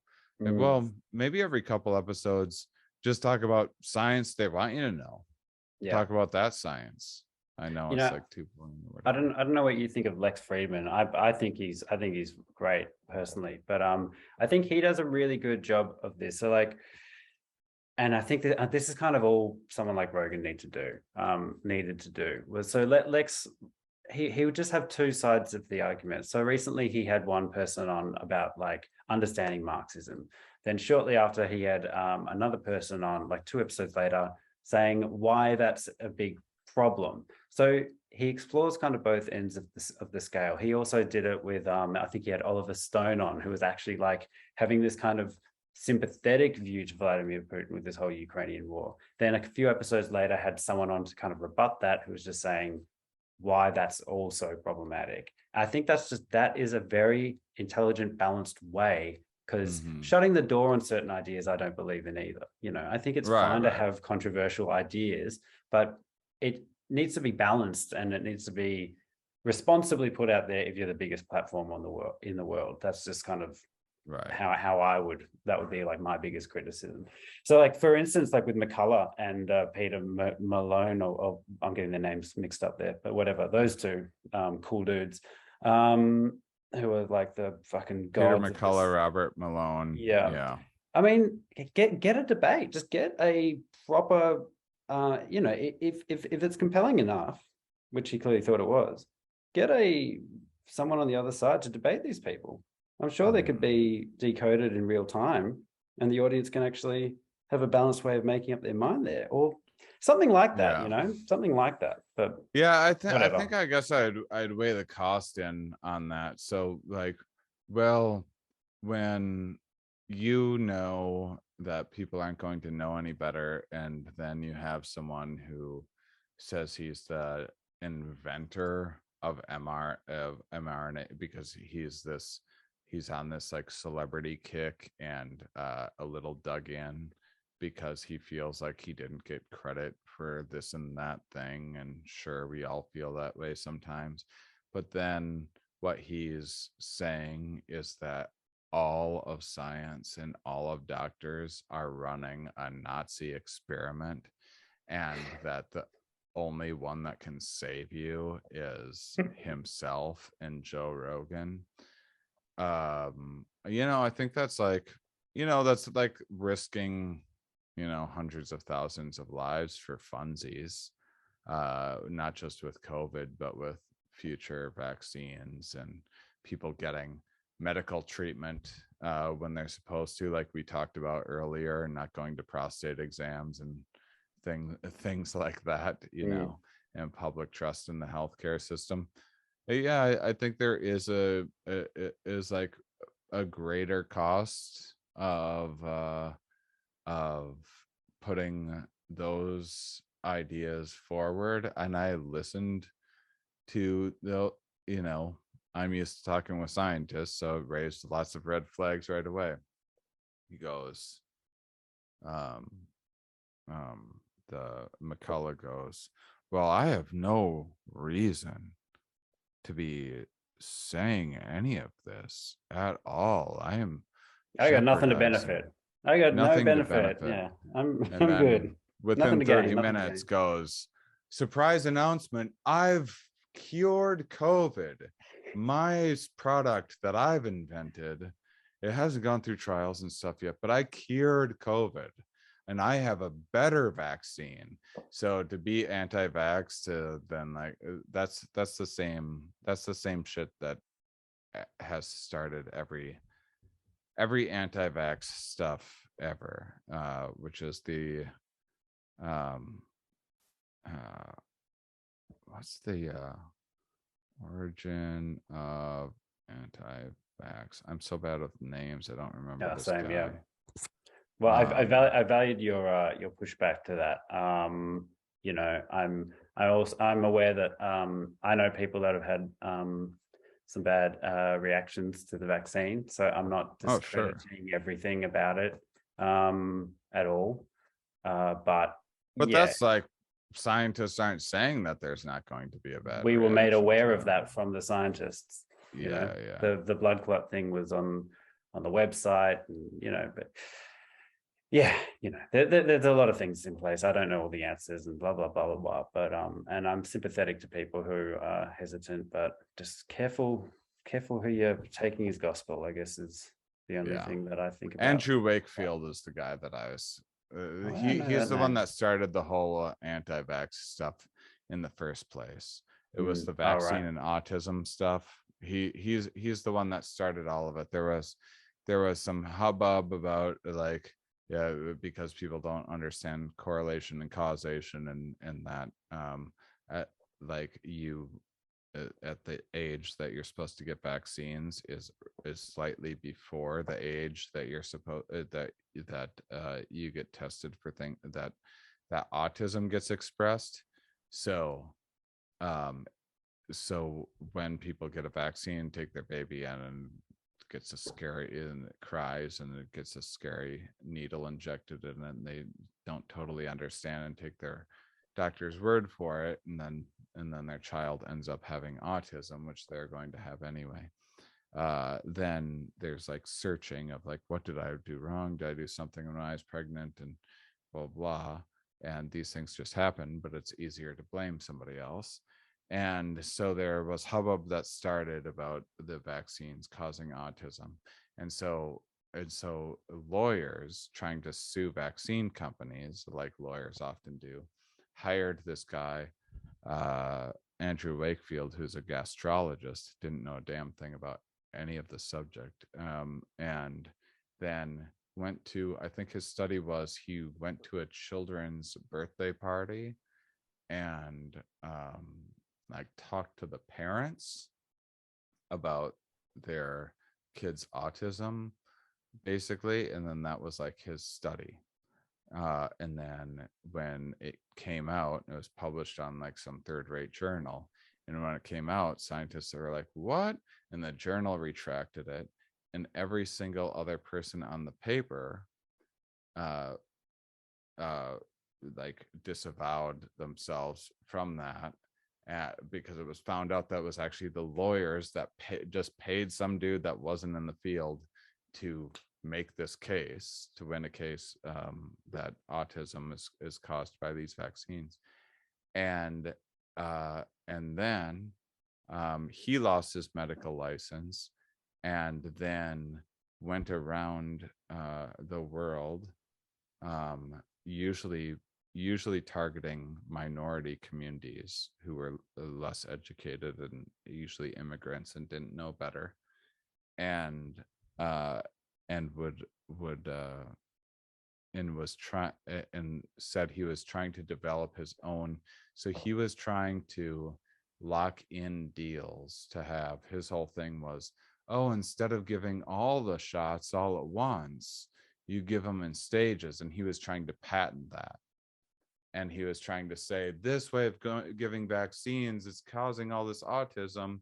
You need to instead buy my patented method of vaccines. And so he was, if you want to like follow the money, he was the one that started all of this shit in the first place, was paid by lawyers to come up with a fake study, and then tried to make a fake product to sell to people for a bunch of money. And that's where all this vax shit, anti-vax stuff started. And then it's just grew and grew because disinformation moves pretty well. And so, yeah, I absolutely agree with you that it's fun to hear like anyone's point of view. But when someone thinks like, oh, Andrew Wakefield probably knows the same as just your average virologist down the street. Nope, doesn't, not in that field at all. And so when someone thinks Malone is the inventor, wow, the inventor of the mRNA vaccine, I absolutely think that's I think that's dangerous and fraudulent. And I think that there's a reason why, scam artists are prosecuted. And I think that there's a reason why we don't allow people to email fish your grandma and trick her out of like $20,000 and things like that, because there's free expression and then there's fraud. And I think that fraud is something that should be gone after. Yeah, fair. Hey, so you've got the camp out coming up. You've got a beautiful mixed dynamic. The camp out. You've got a beautiful mixed dynamic with Ramin, with this science-based mind frame that you have, and this kind of more I don't know what's the word. It's not woo woo, but spiritual, esoteric, maybe whatever kind of Yeah, beliefs that Ramin explores. What's kind of you obviously see some value in that too, then, right? I mean, you're also good friends with like Duncan, who he's got some oh cool. yeah, Really, I love Duncan. He's just got so many crazy, wonderful ideas and comes at it with such a honest, like wonderful, uplifting place. But same as Ramin. So you see value in these kind of I some of these do. ideas. You know what I like? I What's that? like good thinking. Mm. And I don't care about how it's necessarily being articulated. So I'm not as fond of verbally fluent people, because I think verbally fluent people are sometimes like masterful to listen to, but they're so good at it they convince themselves of their own bullshit.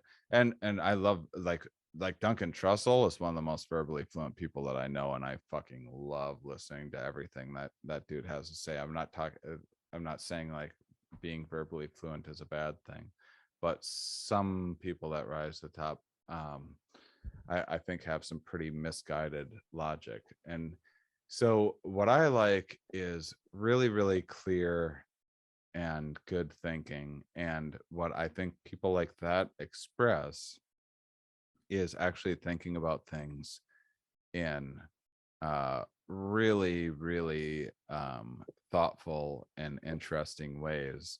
And I think that they're uh, the way that they are mentally modeling those ideas are just really, really very different than the way that I would, or the way that like scientists would articulate or put a label on a certain thought or idea. But I guess I think about um I guess I think about someone that's spiritual like Ramin or Duncan or someone like that, and or talking with someone like yourself, as I it just takes me like a second to translate. It's a second language for me. Like Right. it's like, oh, I know what Absolutely. you're saying, I just wouldn't say it like that. You know what I mean? Mm. And so like there is the example that I like to use is, I think it's kind of just kind of synesthetic. So synesthesia is like when people they they see they see music as color, or when they hear a certain word, they taste something. Basically, they just have a peculiar connection happening in their brain, something that most of our brains kind of get categorized in various ways through the synaptic pruning, where connections are severed early on, and like as a baby, to make categorical thinking easier and life simpler. And some of these connections just like didn't get snipped.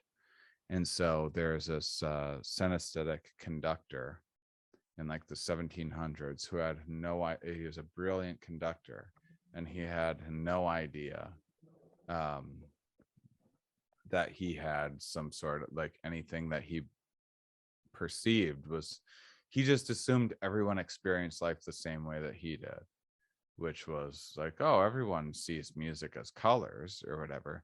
And it was that skill, that ability for him to do that, that actually made him such an unreal musical director. Like not many people get to see color.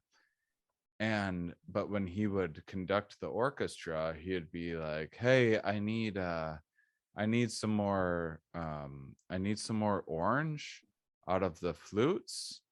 And they just like play like, okay, they like play a different sound, Yeah. and he'd be like, no, that's red. I said orange. And they like play a different song. He's like, then no, that's yellow. I need orange. And they'd like try a different thing. You'd be like, yes, orange. Because Now that's so bring hard. now bring that up. Bring the orange up. And then it would be perfect.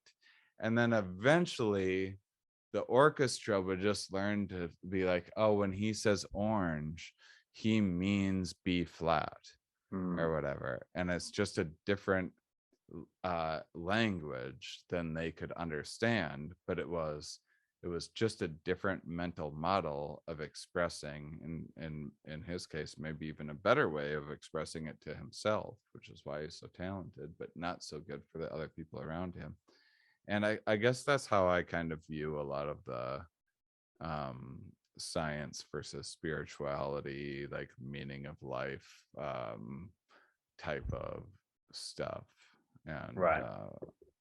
is along the, like, if I respect your brain, I don't really care if, like, I happen to be a bottom up thinker and you happen to be a top down thinker, and tend to, like, I mean, I'm right, of course, but Yeah.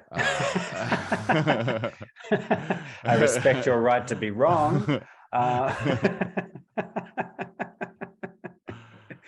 But yeah, I don't know. Oh, that's awesome. Shane, you're a legend. Thanks so You are, much my for making the friend. time, man. It's always so great to catch up with you, dude. Yeah, great catching Love. up with you. Hey, are you gonna get back into stand-up, or have you been getting back into stand-up? Because you've taken. So yes, I just got like flyers for the camp out, and so I'm gonna Cool. start doing spots around like That'll be this the area. And relaunch stand-up venture. yeah, Yeah, yeah. I cool. mean, I've done stand up like 3 times Right. since COVID. And there's also like, on God, I'm gonna sound like such a cock after all of this, but I was like, that was easy. And I don't like, everything else Right. that I'm doing is really hard and challenging, and I'm also passionate about it. And stand up, I'm not terribly passionate about, and it's easy for me. And so it's like, just like, well, I get money, I guess, Yeah. from it, but it's not like a driving passion, like like your mural versus the fine. Like, it's fine, I was just about to I'll say that. do it. Yeah. I really enjoy I'll the murals, but yeah, it's Yeah, the yeah, I'm not saying it's bad, but heaps like, of fun. what I really love doing, it's just not striking me the same. But yeah, I'm gonna do stand up at the Camp Out Festival and stuff. I'm also kind of like, say, like, hey, you get to be the first. Yeah, you get to be the first ones to see a live Mind Under Matter, and you get to see us do stand up and stuff like that. Awesome. So yeah, I'll be doing it at the camp up. But yeah, around Raleigh, I'm gonna do small spots and stuff to warm up, and then maybe in August I'll do some full shows or something. Great. Fantastic. Yeah. I'll be keeping an eye on the uh the second, third, the dates of the Camp Out Festival. Love a good Yeah. festival. Love a good festival. And traveling for a Yeah. festival makes it all the more special. Yeah, it does. But yeah, everyone listen to Here We Are and Mind on the Matter. Do it. Do it. Thanks, Shane. Really Thank you appreciate so it. much, my friend. Cool. Thanks for listening, everyone. Cheers. See ya.